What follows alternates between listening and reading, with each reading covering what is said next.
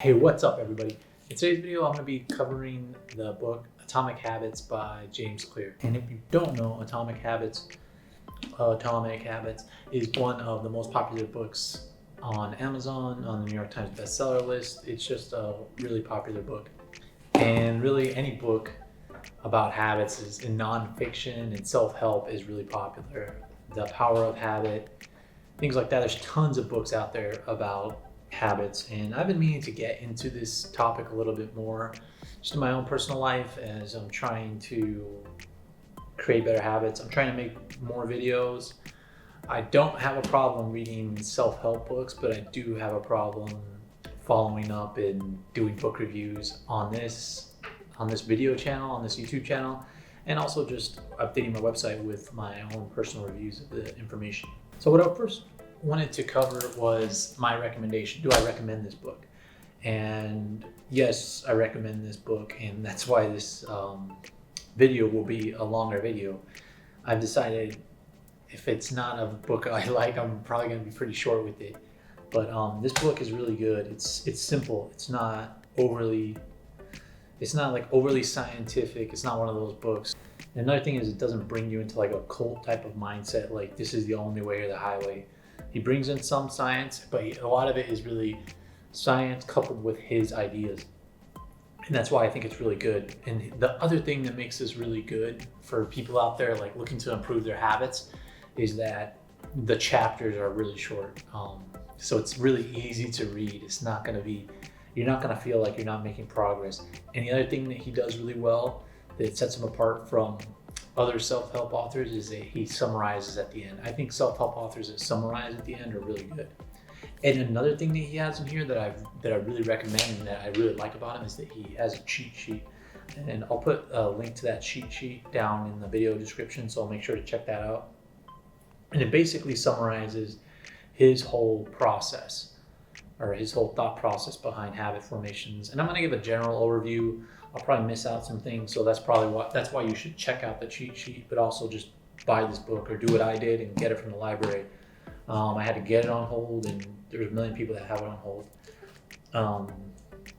But now I'll get into some of the things that he mentions. He starts out the book giving his own past, and his own past is really sports related and like fitness related, and he talks about those habits and how he saw that he improved better than others, and really that set him apart, and that's some of the habits he talks about. But he also talks about his website, jamesclear.com, which is, a little shout out to himself that he gives in there. But he said he was able to increase his email list really fast, which is hard to do on the internet, especially when he did it. He did it like after 2010, which is, blogs were already hard to grow then, especially if you're just a small blogger. And then he just started writing twice a week, which is real simple. And then just because he started writing twice a week, it grew to over 1,000 email subscribers. And so because of that, he thinks that a lot of people could learn from his habits, and he grew that email list, and people obviously want to read it, and his book did really well. So it's obviously, the proof is in the pudding. The main thing that he outlines in this book is like two sides.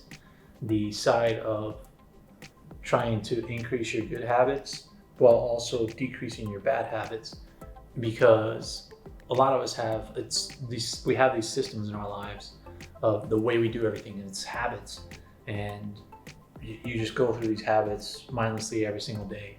And that's what he has you do right at the beginning, is create a scorecard or just a list of your habits and figure out which ones you want to increase and which ones you want to decrease.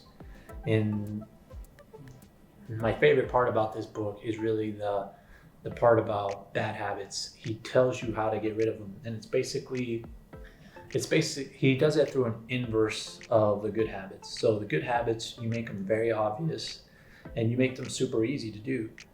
But the bad habits, you make them difficult. And to me, the easiest place for this was to implement was smartphone usage and just electronics usage, like a tablet or anything. I'd often have smartphones in my bed and just watch videos, watch Twitch on there. And sometimes, and especially when you're trying to go to sleep, you do these things. You just scroll through the internet, you check stock prices, check whatever, watch YouTube, and you're basically telling your brain that your bed is not the place you want to go to sleep. So it'll keep you awake longer. Obviously, the easiest way to undo that habit is make it really difficult. So put your smartphones away, make it harder to access your smartphone, anything like that, any bad habit. If you have a food problem, then don't buy the food that you like to eat. Don't buy Cheetos or ice cream and keep it in your refrigerator. Don't buy the snacks that you like to eat. Keep them as far away as possible. Something else is like cigarette smoking or drinking. Don't have that stuff around you and make it super difficult. Whatever you can do to make it the most difficult for you to accomplish your bad habit, then same thing there. And then on the opposite side, the good side, you want to make it as easy as possible. And that's something else that's really insightful in this book is the tips he tells you to go to increase your good habits. Like make it easier for yourself to complete them. For me, making videos, it's keeping my video camera out, things like that. But there's also other tips he has to make your good habits, to help you improve your good habits. And that's just like doing little bitty things. Like if you want to go to the gym, don't tell yourself in your mind like, okay, we have to go to the gym. We have to go to the gym for an hour today and we have to stay in there and we have to reach max weight, or we have to run for an hour, because then you're dreading it. If you start it and you say like, the only thing I'm going to do today is just put on my tennis shoes.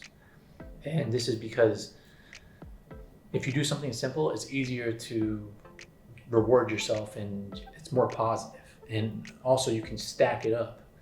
And that's something else that he talks about a lot, is like habit stacking. Like when we start doing something, we also tend to do other things. And if you don't, other positive things. For example, you put your shoes on, you're going to be more likely to leave your house and go to the gym. If you go to the gym, you're more likely to do some exercise. But if you struggle with going to the gym and exercising, then go to the gym and just do 2 minutes of exercise. But then you'll want to increase your output.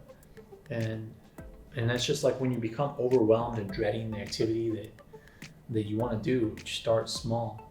If you want to be a writer, write one sentence. And then a lot of other people, like James Altucher, who I've spoken about before, he says the same thing. Just start with one sentence and increase it. And that's something overall about habits, if you think about it, is life is completely habits. If you think about it, if you think about going to work, going to school, it's just stacking a bunch of habits on each other. Like if you're able to show up and study for school, then you're going to get the good grades. And if you're able to go to the gym every single day and work out and get better, then you're eventually going to get in shape. Or if you can't go to the gym, and if you can't get in shape from going to the gym, then he recommends other ways too, like tracking your habits, tracking your progress. Because if you track, then you'll do better. Because if you're going to the gym and you're not seeing progress, but you're tracking it, then you'll understand why. It's because of your diet, or you need to increase your weight or your cardio. And that's something else that was a really cool tip in here, was the physical and visual tracking. He mentions people using paper clips to track their progress. So if they've made a sales call during the day, they'll move a paper clip into a jar and it'll show them their progress, or marking an X on a calendar. Just a lot of really good tips to increase your good habit. Another way to increase your good habits that he mentions, that I spoke about a little bit earlier, was the stacking. For example, if you're trying to clean the house and you can't even start, then it's not going to get cleaned and things just get a little bit worse. But once you start, you're more likely to go from cleaning the kitchen to cleaning your living room to cleaning the bedroom. And it's just being more aware of those types of things that you can stack together. And if you go to the gym, track your progress after you go to the gym.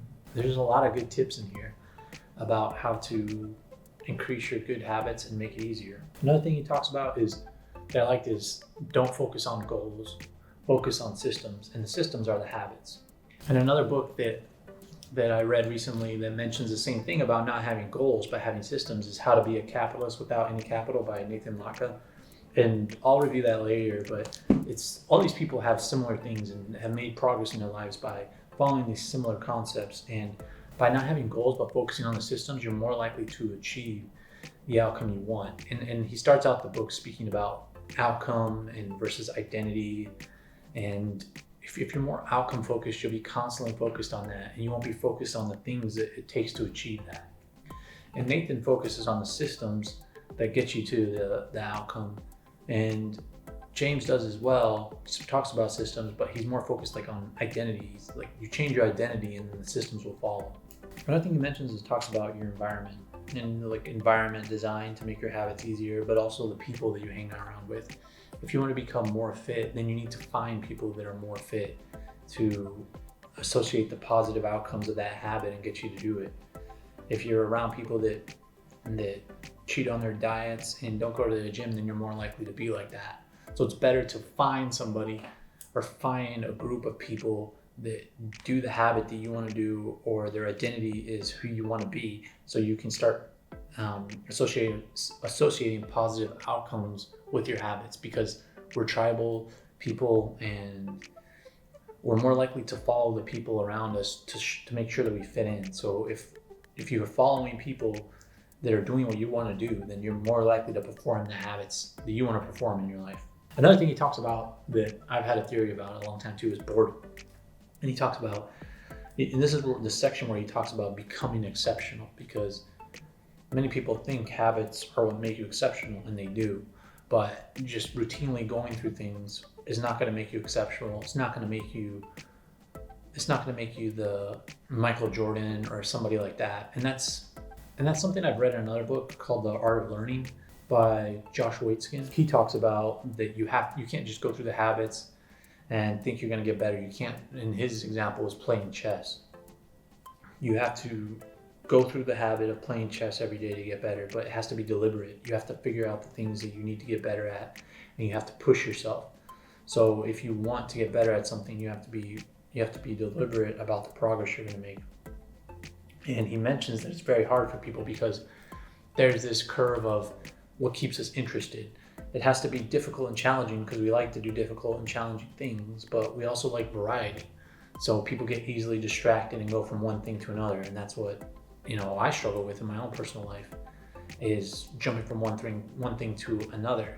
And so the way you do that is by making sure you're doing something challenging, but also the deliberate practice. But also, like, you have to be okay with the boredom, as I spoke about earlier.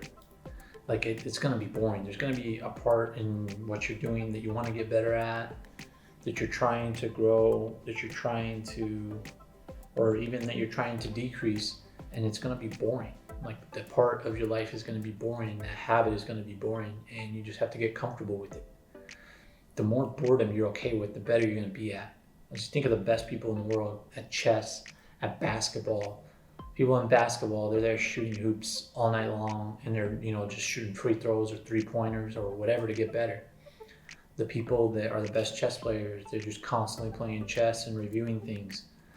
They're okay with being bored and increasing the habit, but also doing deliberate practice, not just doing the same easy things, but doing the difficult part. And the difficult part is going to be the harder part and the more boring part as well. And that's something that I thought was interesting. And he tells you, like, you have to be okay with boredom. And I think that's anywhere in the self-help world, anywhere like in personal progress, there's gonna be boring things, right? Like saving money is boring. Doing a lot of things, delaying gratification in general, is boring. You're not eating what you want right now, just laying around watching TV. You have to put all that to the side if you want to achieve a lot of the goals you want to achieve, because you have to put a lot to the side in order to just sit there and watch TV. You have to put a lot of your personal goals, a lot of the relationship building that you want to do in your life, it all has to be pushed to the side. So that'll be a habit too, being bored. Many people think that you have to live a certain way. You have to watch a certain amount of TV, or you have to have time to chill. And it's all part of your identity, as I spoke about before. If your identity is somebody that has to be entertained, somebody that has to go out drinking with your friends, somebody that has to smoke, somebody that just has to party with your friends all the time, or somebody that you identify yourself with a certain show you watch, then you won't achieve the things you want to achieve. But if you associate yourself being okay with boredom, like your mind will get used to it. Your mind is able to adapt to anything that you want it to, as long as you associate good things with what you want to, as long as you associate positive outcomes with that boredom. So that's my review of Atomic Habits, and those are some of the tips that I have without giving away the whole book. I hope you enjoyed this. If you did, make sure to give it a like and subscribe to my channel. I do recommend reading this book and getting his full array of habits. It's really easy read, really fast read, and it's really informative, and it is a bestseller for a reason. So go out there and check it out. Thanks for watching.